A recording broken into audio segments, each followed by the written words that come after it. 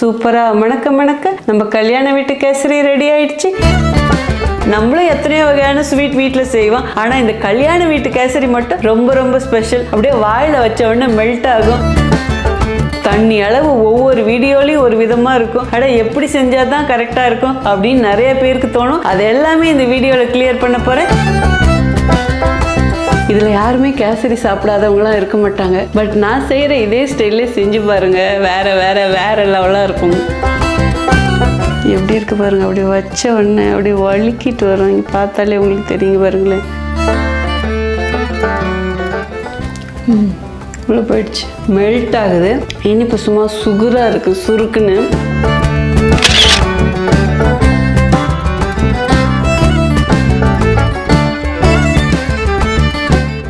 புளியோதரை powder பயங்கர taste. ரொம்ப ரொம்ப ரொம்ப ரொம்ப சூப்பராக இருக்கு. ரொம்ப தேங்க்ஸ் மேம்.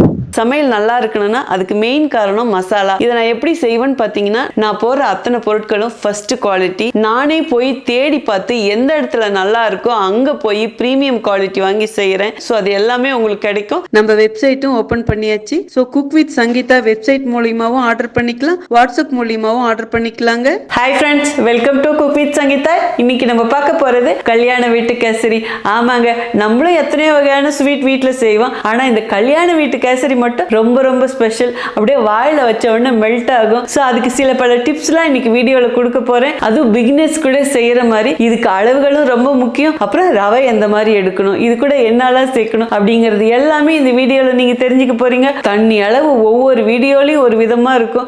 எப்படி செஞ்சாதான் கரெக்டா இருக்கும் அப்படின்னு நிறைய பேருக்கு தோணும். அது எல்லாமே இந்த வீடியோவில் கிளியர் பண்ண போறேன். பட் ரொம்ப எளிமையான முறையில் சங்கீதா ஸ்டைல செஞ்சு காட்ட போறேன். நம்ம சேனல் யாரெல்லாம் என்ன சப்ஸ்கிரைப் பண்ணலையோ சப்ஸ்கிரைப் பண்ணுங்க. கீழே இருக்கிற பெல் பட்டன்ல மறக்காம ஆள் கொடுங்க. அப்பதான் நான் போற வீடியோ உங்களுக்கு உடனே வரும். வாங்க இப்ப எப்படி செய்யறதுன்னு பார்க்கலாம்.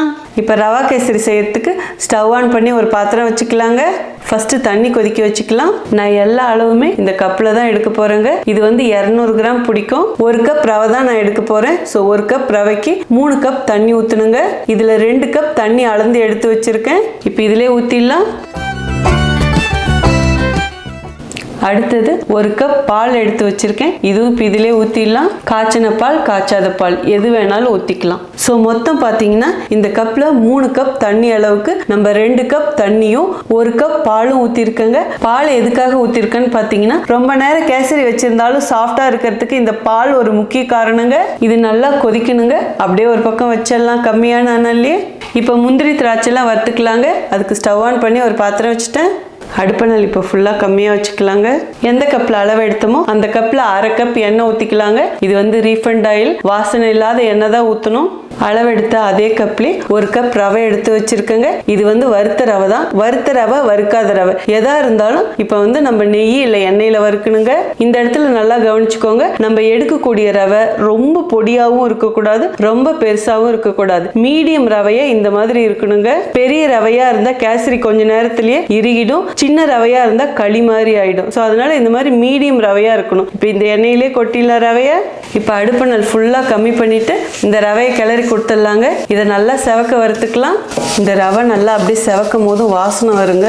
நம்ம இன்னும் நெய்யே ஊற்றலை. எந்த ஸ்டேஜில் நெய் ஊற்றலாங்கிறத நான் சொல்கிறேன். ஸோ இன்னைக்கு நம்ம எடுத்த கப்பில் 1/2 கப் எண்ணெய், 1/2 கப் நெய் ஊற்றணுங்க. நீங்கள் எடுக்கிற நெய்யும் நல்லா மணமாக நல்ல குவாலிட்டியாக இருக்கணும். அப்போ தான் டேஸ்ட் நல்லாயிருக்கும். இன்னும் கொஞ்சம் நல்லா செவந்து வரட்டுங்க. பாருங்க, நல்லா வாசனையும் வருது. அப்படியே லேசாக செவக்க ஆரம்பிச்சிடுச்சு. இந்த அளவுக்கு வறுத்துக்கிட்டா போதுங்க. ரொம்ப ஓவர் ப்ரௌன் ஆனால் ரவை ரஃப் ஆகிட்டு நமக்கு ஹார்ட் ஆகிடும் கேசரி. ஸோ இந்த அளவுக்கு செவந்தா போதுங்க.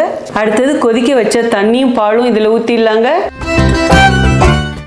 அடுப்பணல் ஃபுல்லாக கம்மி பண்ணிவிட்டு இதை கிளறி கொடுத்துடலாங்க. இந்த ரவை இந்த பால்லையும் தண்ணியிலும் நல்லா அப்படியே சாஃப்டாக கம்மியான தீயிலே வேகணும். இப்பயே பாருங்கள் முக்கால்வாசி சுண்டிடுச்சு. இன்னும் நல்லா வற்றி வரட்டும். பாருங்கள், பாலும் தண்ணியும் நல்லா இழுத்துருச்சு. இனிமேல் நம்ம இனிப்பு போட்டுக்கலாம். ஸோ இந்த இடத்துலையும் நல்லா கவனிச்சுக்கோங்க. இப்படி நல்லா வெந்துடணும் ரவை. ஏன்னா இனிப்பு போட்டால் அதுக்கப்புறம் ரவை வேகாது. இப்போ இனிப்பு சேர்த்துக்கலாங்க. எந்த கப்பில் அளவு எடுத்தோமோ அதே கப்லேயே நான் 2 கப் சர்க்கரை அளந்து எடுத்து வச்சுருக்கேங்க.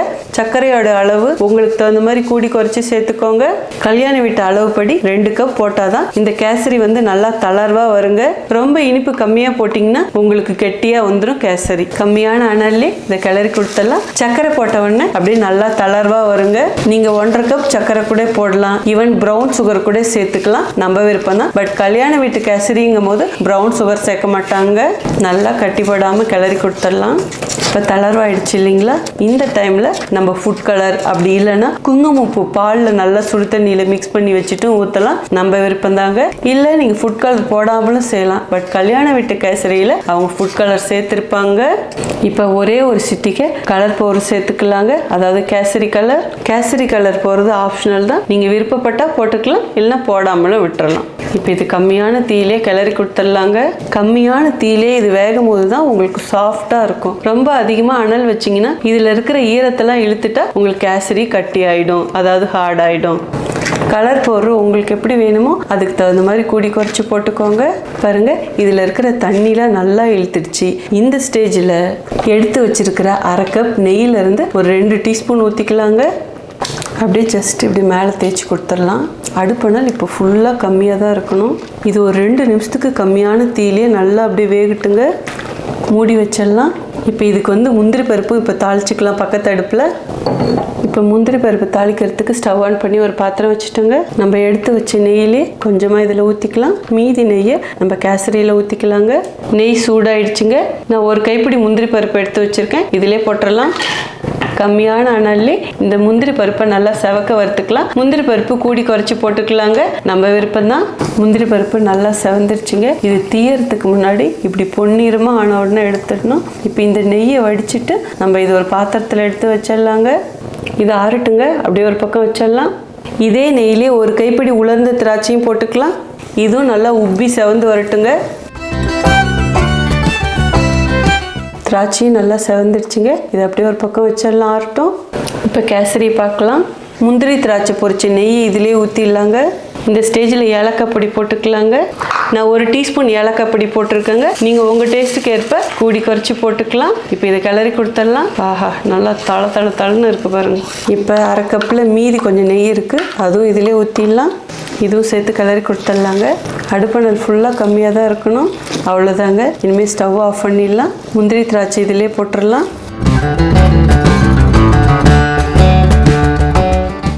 அவ்வளோதாங்க. சூப்பராக மணக்க மணக்க நம்ம கல்யாண வீட்டு கேசரி ரெடி ஆயிடுச்சு. வாங்க எப்படி இருக்குன்னு டேஸ்ட் பார்த்தலாம்.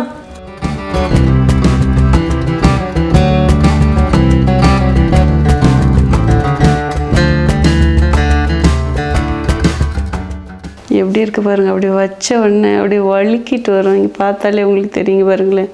இப்படி இருக்கணும், அப்படியே ஒட்டவே கூடாது. ஸ்பூனில் கரண்டி இல்லை. இப்போ தேவையான டிப்ஸ் கொடுத்துட்றாங்க.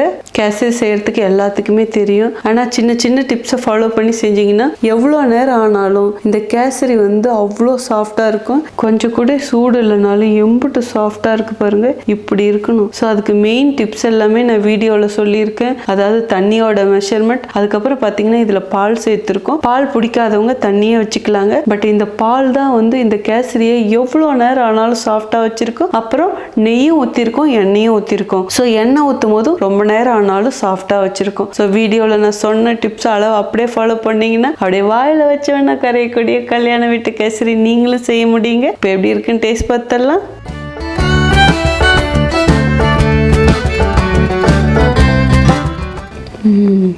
Oh my God.